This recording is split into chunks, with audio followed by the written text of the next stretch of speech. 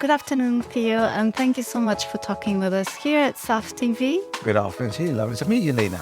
SBS has 14 winners here at the show. What do you look for when you look for businesses to share to your followers? Well, I've got to be honest, it's been 11 years since we started SBS when we look for those 6 winners every week on a Sunday evening. And the key thing is something to attract your attention. Secondly, have they got a viable business? Have they got a website? What are they doing?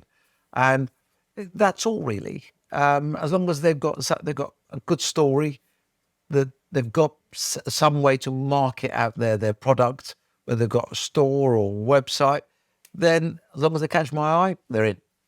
And is it difficult because you have more and more people applying, as you were saying on stage? Yeah, I mean, it is getting more difficult because you've got more and more people applying, but it's now done on a Monday and announced on a Monday evening.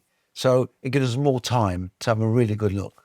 And did you have a walk around in the village? Are you proud of? Oh, incredibly proud. So I walk around the SBS stands and they were brilliant. There's some fantastic small businesses in there. And there's some now that are actually broken the £1 million mark. And that's amazing for a small business to get to those levels.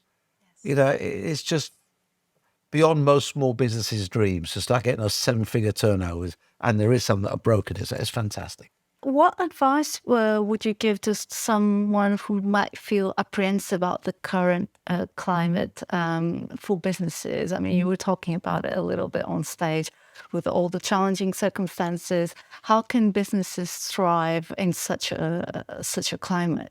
Well, I've said before, it is difficult time. There's lots of curveballs out there. But when there's disruption, there's an opportunity. So you can find that opportunity, that angle for your business in this environment, then you're going to be in a great position where things do get better. Where do you see retail heading? Where do you see opportunity for the coming future? Oh, listen, I've been asked questions today about physical retail as opposed to online, as they, raise power costs. Does that mean that we no longer can afford to have physical retail? And I said, poppycock, we're opening stores. There's a lot of money still required to do online. Online is still an expensive business. It just hasn't been taxed properly, and it needs to be taxed properly. And secondly, we've had huge rates, which we have had some relief. So that's made life a little bit better. So there's still plenty of growth in the physical retail market. People are going back to physical stores in their droves. And do you think retail will change?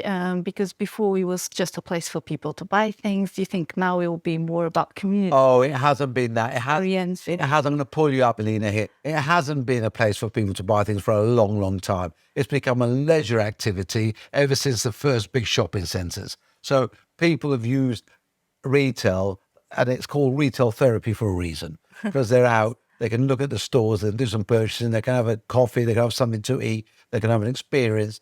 It really has been more than just somewhere to buy. And as long as we keep it that way, then it's got unbelievable opportunities still. You do help a number of charities. You even have your own charitable trust. How important it is for small businesses to actually think about ESG, for instance? ESG has become more and more important across the whole breadth of business, big or small. Now, not everybody can do everything. I've said this before, but we have to start making steps, even if the baby steps. Start thinking about ESG and start just sitting down, taking an afternoon, and we're all busy. We're all very, very busy. And see, what does it mean for me? What does it mean to my business? What can I actually do? Because there's always something you can do. It's just, as long as you have an understanding, a policy, and a plan to go forward, and then it's bite-sized chunks. You can only do what you can afford to do and what is possible for you to do in your circumstances. But you need a policy, you need an understanding. What does it mean to your business? Little steps you can do. Everybody can do something. And taking an afternoon or a morning or an evening to have an understanding and jot down some policies for your business that you can put on your website could be the difference between you getting that big order from a big company and not getting that order. Think about that. And how about partnerships? not only in terms of charities, but also for business growth.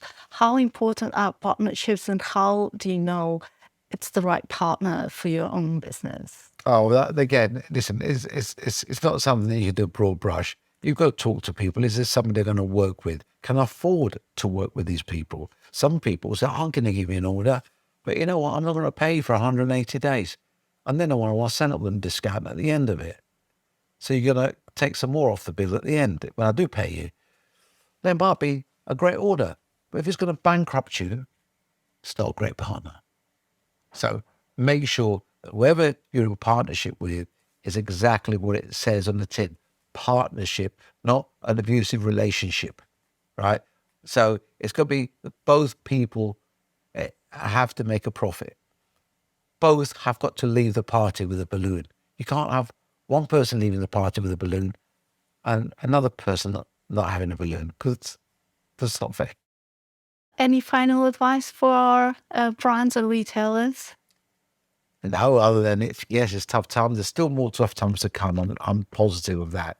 But as long as we keep the passion, keep it tight, keep focused, understand your customer, then good times will rock back. Thank you, Theo, for talking with us here at SAF TV. You're welcome. And thank you for watching.